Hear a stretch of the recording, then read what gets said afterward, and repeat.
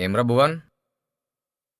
అరే భువన్, అరే భువన్, ఆ? కళ్ళు తెరిసి కలలు కంటున్నావు అంటే ఎక్కడో పడ్డవురో.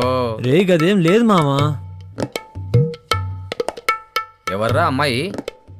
వచ్చిన రోజే లవ్లో పడిపోయాను అన్నమాట. నైని చాలా మంచి పిల్లరా, జేర కోపం ఎక్కువ అంతే. ఇంతకు నువ్వు డిన్నర్ చేసినావా? లేదు మామా. లవ్లో ఉన్నప్పుడు అవేం తినాలనిపించదురా. రా బయటకు పోదాం. ఓకే రైట్ రా. మామా.